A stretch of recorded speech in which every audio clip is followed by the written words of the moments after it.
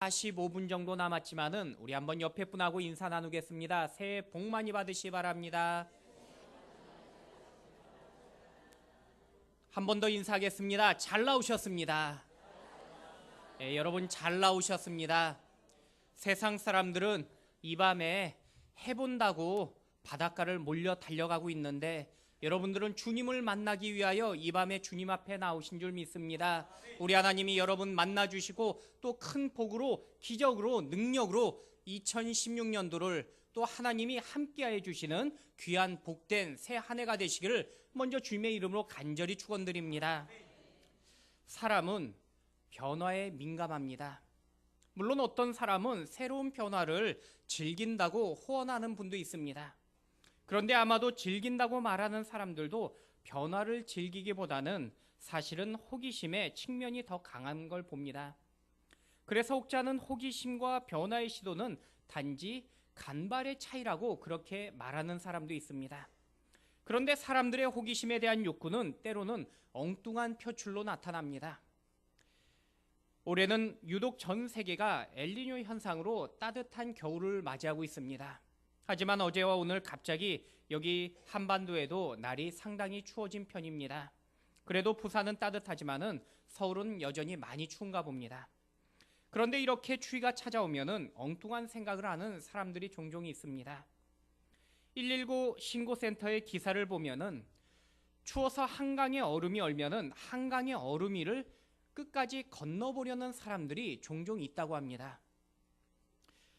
그런데 이처럼 굳이 한강 위를 건너려는 사람들은 특별한 이유가 아니라 그저 호기심 때문이라고 합니다.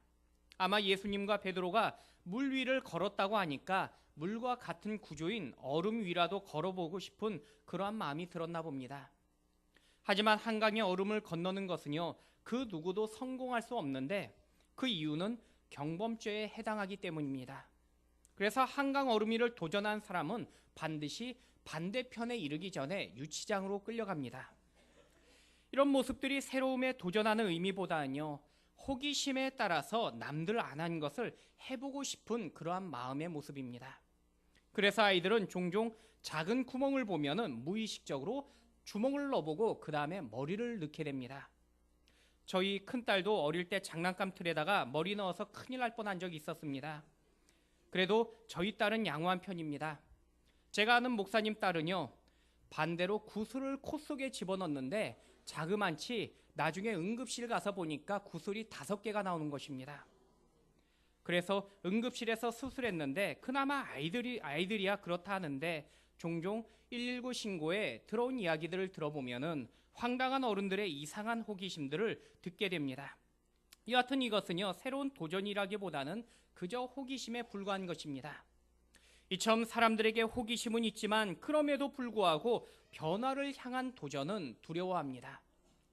이러한 새로움과 변화를 사람들이 두려워하는 이유는 지금까지 친숙했던 환경과 삶의 모습이 조금도 예상하지 못하는 방향으로 바뀌어버리기 때문입니다. 그래서 사람들은 변화나 새로움을 불편해합니다. 많은 사람들은 지금까지 편리하고 친숙했던 현재의 모습을 더 원하며 익숙한 지금에 만족하며 그 자리에 머무르길 더 원합니다. 오늘 본문의 이스라엘과 여호수아에게도 삶에서 지금 큰 변화가 발생하게 되었습니다. 지금까지 인도했던 위대한 지도자 모세가 더 이상 이스라엘 백성들과 함께하지 못합니다. 그리고 모세와 더불어 이스라엘을 이끌었던 많은 1세대 지도자들이 세대 교체를 이루며 이제는 하나님께서 여호수아와 갈렙을 제외하고 애굽에서 나온 모든 청장년들을 가나안 땅에 들어가지 못하게 하셨습니다. 광야 생활 속에서 하나님을 향한 신뢰와 믿음이 그들에게 없었기 때문입니다.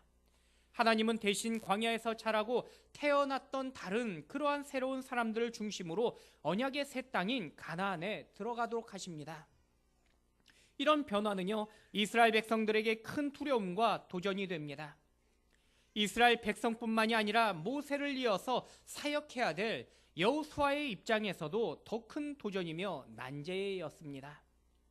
출애굽 이후에 광야 40여 년 동안에 가나안 땅의 입구까지 이스라엘을 이끌었던 모세는 하나님께 크게 쓰임받은 위대한 지도자였습니다. 모세는 창세기부터 신명기까지 모세오경을 기록한 선지자이며 또 이스라엘을 애굽에서 탈출시킨 위대한 인도자였습니다. 또한 모세는 늘 하나님과 대면한 유일한 영적 지도자입니다. 출애굽기 33장 11절 말씀을 보니까요, 그에 대해서 이렇게 말씀합니다. 함께 읽어봅니다. 사람이 자기의 친구와 이야기함같이 여호와께서는 모세와 대면하여 말씀하시며 모세는 진으로 돌아오나 눈의 아들 젊은 수종자 여호수아는 회막을 떠나지 아니하리라. 아멘. 여러분, 때로는 모세의 영광된 얼굴을 보면서 사람들은 하나님을 보는 것 같이 두려워합니다. 출애굽기 34장의 말씀을 이어보시면요, 모세는 시내산에서 2번의 십계명의 돌판을 받게 됩니다. 그리고 산에서 내려온 모세에게 하나님의 영광의 빛이 비쳤는데 그 빛이 얼마나 강했는지 이스라엘 백성들은 모세의 얼굴을 바라보기조차 두려워했다라고 말씀합니다. 이처럼 모세는 많은 능력의 사람이며 하나님의 영광의 삶을 누렸던 복된 인생이었습니다. 하지만 하나님은요, 이렇게 위대한 모세도 신명기까지의 역할로 종료시키십니다. 즉 애굽에서 광야까지가 모세의 시대이고 이제 가나안부터 다음 지도자인 여호수아에게 이제 그 사명을 새롭게 맡기신 것입니다. 다시 말씀드리면 이제 새로운 시대이며 새로운 시작이 출발되어지는 것입니다. 여러분, 우리도 마찬가지입니다. 한 세대가 가면은 다시 새로운 세대가 시작되어집니다. 2016년도는 저희 교회의 특별한 의미로 시작되어집니다. 바로 새로운 시작을 여는 시간이기 때문입니다. 과거에 훌륭한 우리 1대, 2대 담임 목사님들을 통해서 베델교회를 우리 하나님이 부흥케 하셨고 이제 저와 함께 여러분은 새로운 시작을 하도록 하나님이 우리에게 명령하고 계시기 때문인 것입니다. 저는 특별히 오늘 말씀을 통해서 그 새로운 변화에 여러분이 주인공이 모두 될 수 있으시기를 주님의 이름으로 간절히 축원드립니다. 더 이상 옛날의 과거와 여러분의 생각의 주인이 이제 우리가 아니라 이제는 새로운 시대, 새로운 역사에 맞추어 우리 하나님 앞에 더욱더 쓰임받는 저와 여러분의 모습이 반드시 될 수 있어야 된다는 것입니다. 오늘 본문 말씀은 여호수아서의 처음 서론의 말씀입니다. 새로운 시작의 세대인 여호수아와 이스라엘 백성에게 우리 하나님은 말씀하고 계십니다. 더불어 지금 새로운 그 시대의 시작을 허락하신 하나님께서는 저와 여러분에게 더불어 동일하게 약속하시며 말씀하십니다. 여러분, 사실 시간적인 의미는요, 우리에게 큰 의미가 없습니다. 많은 사람들이 지금 태양을 뜨는 그 일출을 보기 위해 달려갔지만요, 사실은 오늘 뜨는 태양이나 내일 뜨는 태양이나 여전히 동일한 것을 보게 됩니다. 하지만 어떤 시간을 보내는지보다 중요한 것이 바로 어떤 모습으로 그 시간을 살아가고 있는지가 우리 믿음의 사람에겐 더 중요합니다. 여러분, 이제 새로운 시대를 출발하며 때로는 새로움과 변화에 대한 막연한 두려움의 시간이 우리에게 찾아올 수 있습니다. 하지만 여호수아와 이스라엘 백성에게 말씀하셨던 그 하나님의 세미한 말씀, 그 음성으로 인하여 여러분 앞으로의 삶 가운데 더욱 승리하시는 저와 여러분이 되시기를 주님의 이름으로 간절히 축원드립니다. 그렇다면은 하나님은 새로운 시대를 바라보며 준비하는 저와 여러분에게 지금 어떤 말씀을 하고 계십니까? 이 새벽의 첫 시간에 우리 하나님께서 주시는 이 말씀이 저와 여러분에게 은혜와 능력의 약속의 말씀이 되시기를 주님의 이름으로 간절히 축원드립니다. 첫 번째는요, 3절 말씀에 보니까 하나님의 약속을 굳게 붙잡으라고 우리에게 말씀하십니다. 세상에서 미래가 확실한 사람은 그 아무도 없습니다. 그래서 자신의 불확실한 인생을 위로하기 위해서 어떤 사람들은 귀신을 찾으며 또 우상을 찾기도 합니다. 오래전에 제가 버스를 탔던 기억이 있습니다. 그런데 버스를 타고 한참 가면서 제가 그 좌석에 앞에 광고를 보다가 제가 황당한 그 광고를 보았습니다. 바로 그 무속인의 광고였는데 그 마지막 문구에 무엇이라고 써 있었냐면요, 기독교인 대환영이라고 그렇게 써 있는 것입니다. 제가 순간 광고를 보면서 얼마나 많은 교인들이 이 점쟁이에게 찾아갔으면은 아예 노골적으로 이렇게 버스에다가 좌석에다가 이렇게 그 광고를 써놨을까 하는 그러한 마음이 들었습니다. 3,500년 전의 광야 공동체였던 이스라엘 백성에게도요, 지금 당장 이런 불확신이 그들 앞에 닥쳐왔습니다. 이스라엘 백성들에게는요, 당시 자신들을 광야까지 이끌었던 위대한 지도자였던 모세가 사라진 것에 대해 불안해왔고, 또한 여호수아 개인에게는요, 주변의 많은 도전들로 인해서 불안에 떨게 되었습니다. 하지만 하나님은 여호수아와 이스라엘 백성들에게 새로움에 대한 두려움으로 그 자리에서 주저앉고 멈춰 있기를 원치 않으셨습니다.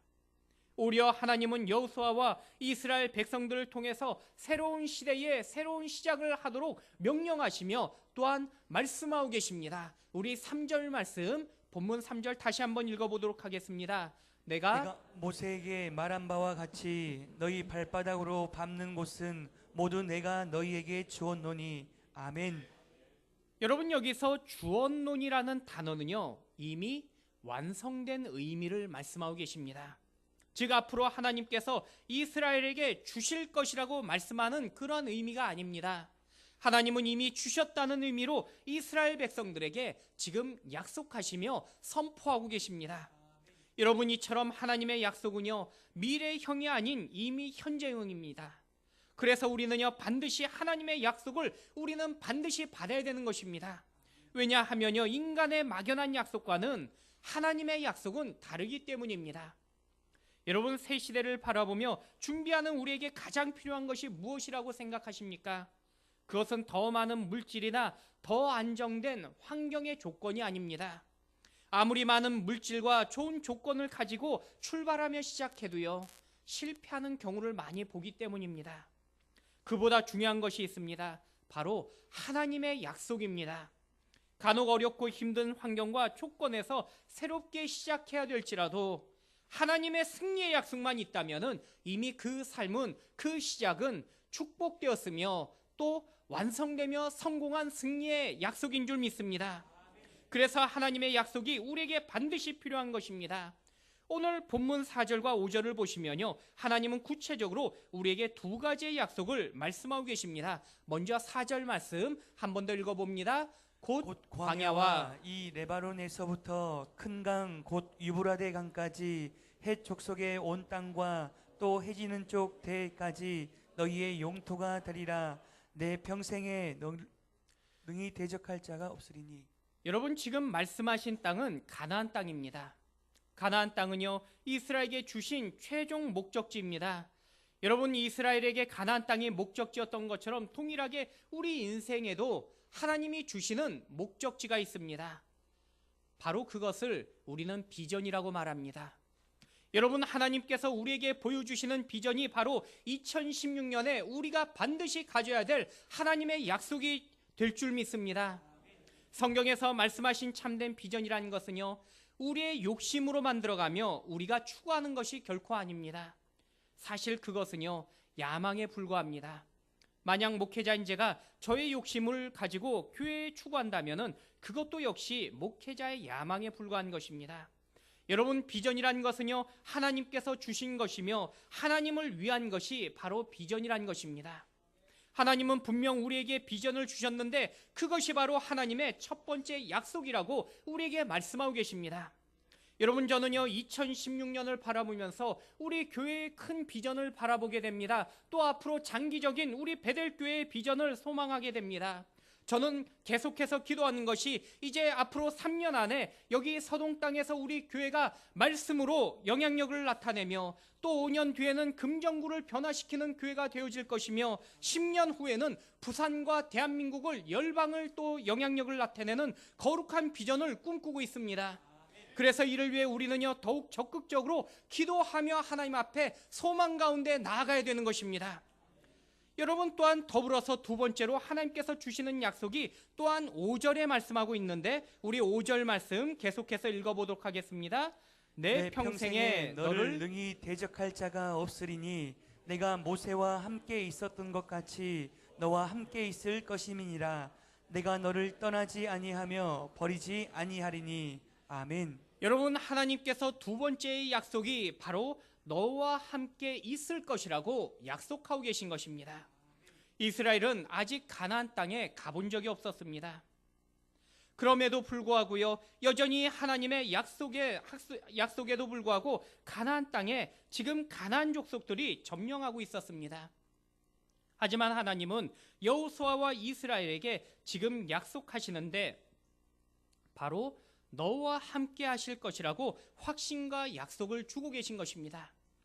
여러분, 창조주 되시며 인도자 되신 우리 하나님께서 직접 저와 여러분과 함께 하신다고 약속하실 때 그 약속의 말씀이 얼마나 크며 위로가 될 줄 모릅니다. 오래전에 제가 미국 유학 시절에 아이들이 어릴 때입니다. 함께 야외 그 동물원에 간 적이 있습니다. 제가 지금까지도 생각해 볼 때 미국 사람들은 뭐든지 큰 것을 좋아하는 것 같습니다. 자동차도 큰 자동차를 좋아합니다. 집도 우리의 집과는 개념이 다르게 정말 큰 집들을 미국 사람들은 좋아합니다. 심지어 그 우리가 마시는 콜라도 우리는 200ml 작은 콜라를 마시는데 미국 사람들은요 정말 큰 뚱땡이 콜라를 마십니다. 그런데 동물원의 땅도요 얼마나 넓은지 제가 그 동물원을 보면서 야, 그 넓은 땅에 그런데 몇 마리 되지 않는 그 동물들이 오히려 처량하다는 생각이 들 정도로 정말 광활한 그러한 큰 동물원이었습니다. 그런데 더운 날씨에 그 넓은 동물원에서도요 지금까지 기억에 남는 것은 바로 밀림의 왕자인 사자의 그 우리였습니다. 그런데 저희 딸들이 사자를 보면서 호기심은 많은데 정작 얼마나 무서워했는지 모릅니다. 특히 당시에 4살이었던 저희 둘째 딸은 제 목에서 떨어지질 못하고요, 제 8살인 큰 딸은 제 뒤에 숨어서 계속해서 사자만 흘낏 쳐다보고 있는 것입니다. 더 재미있는 것은요, 아이들이 볼 때 아빠가 사자와 싸워서 이길 수 있다는 믿음이 갔나 봅니다. 왜냐하면요, 오직 저에게만 붙어서 강하게 저만 의지하고 있는 것입니다. 그러나 제가 믿었던 것은요, 사자와 싸울 수 있다는 담대함이나 아니면 삼손과 같은 믿음의 저의 힘이 아니었습니다. 저는 단지 사자를 가둔 철장을 믿고 있었습니다. 분명 보기에 튼튼해 보였던 미제 철장이었기 때문에 저와 사자 사이를 분명히 안전하게 지켜줄 것이라는 그러한 믿음의 확신이 있었습니다. 하지만 저희 딸들은요, 철장은 보지 못하고 오직 저만 믿고 저만 바라보고 있는 것입니다.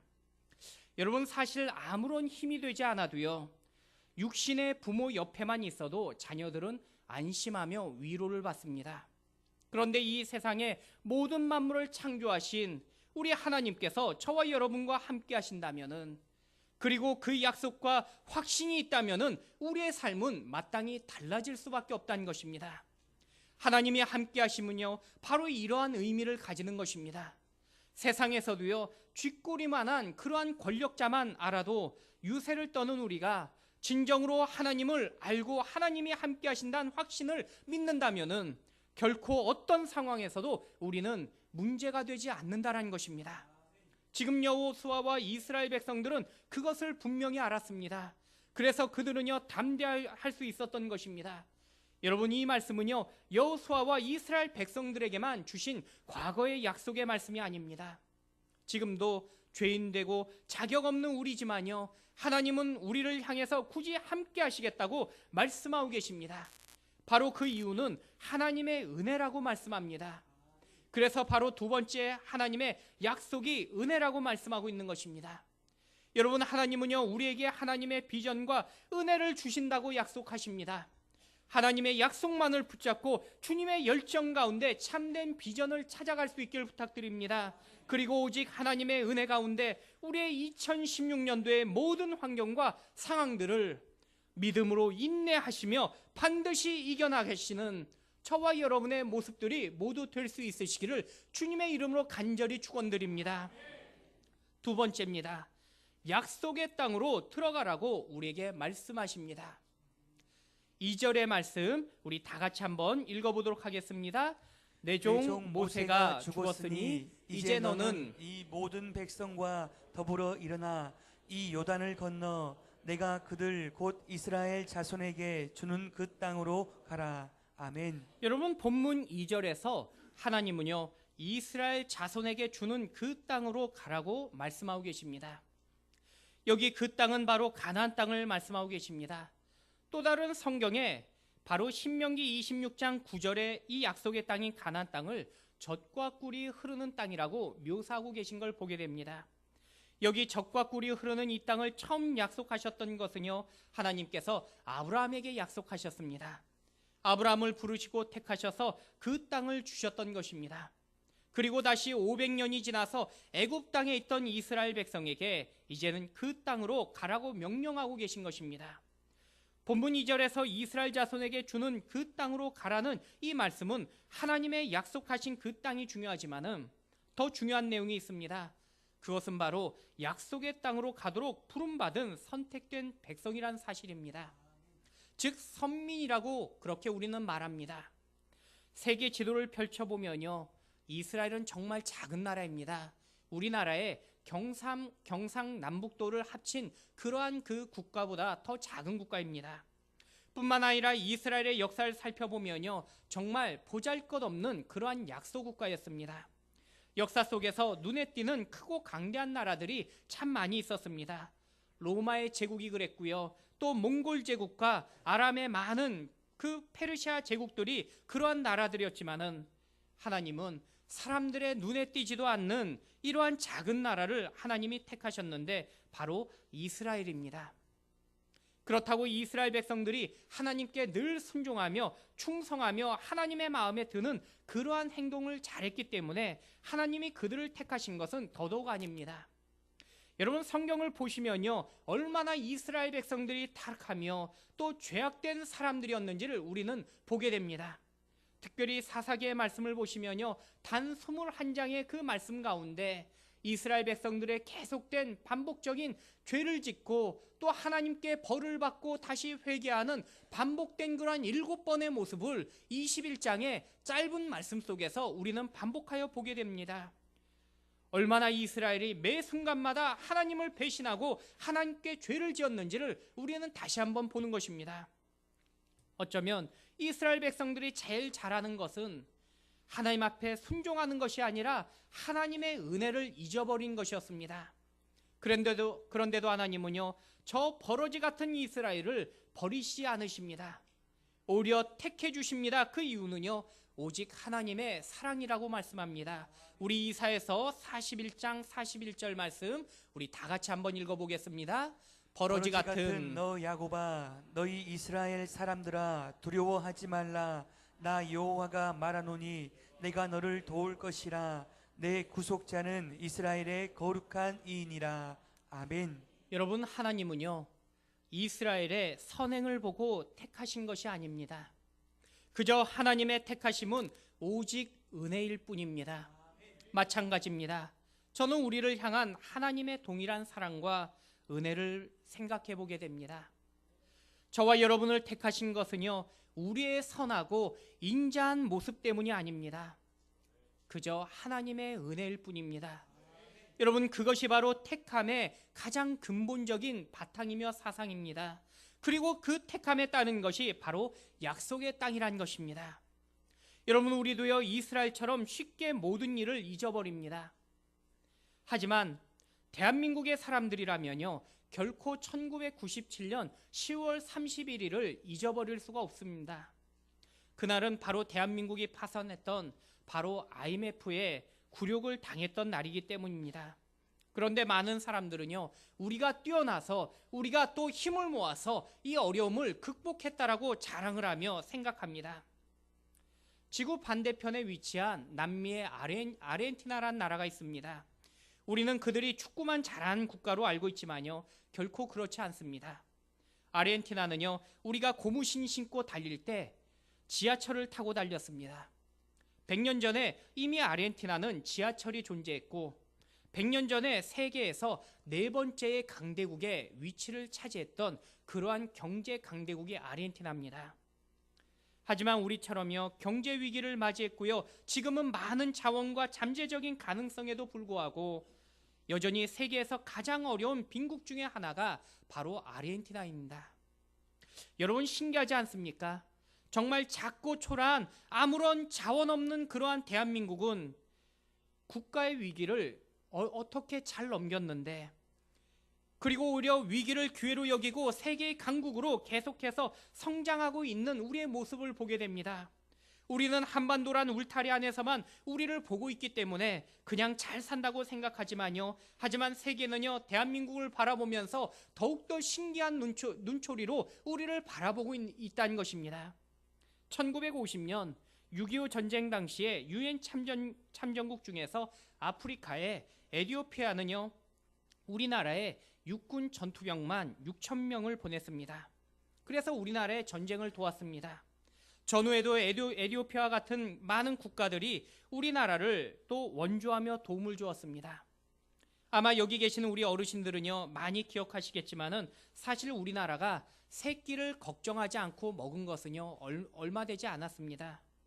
1950년 9월 28일 날 인천 상륙작전 이후에 전쟁으로 초토화된 서울을 대한민국의 국군과 연합군이 다시 소복합니다.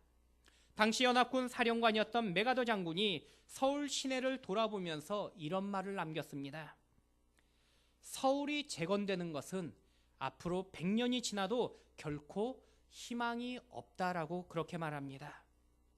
하지만 전쟁이 지난 반세기가 조금 더 지난 지금의 대한민국은요, 세계의 강대국 중에 한 국가가 되었습니다.